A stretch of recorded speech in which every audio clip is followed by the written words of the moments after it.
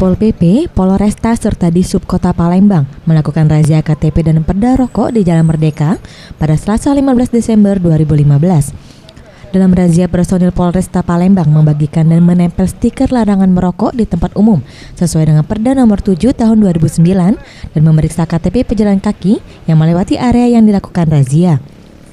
Damsi Kabid Penegat Peraturan Perundangan Daerah Pol PP Palembang mengatakan, dari razia ini diamankan 19 warga yang tertangkap tidak mempunyai KTP dan para warga ini langsung disidang dengan hukuman denda membayar denda Rp50 hingga Rp75.000 untuk warga yang masih membandel dengan tidak mempunyai KTP Palembang.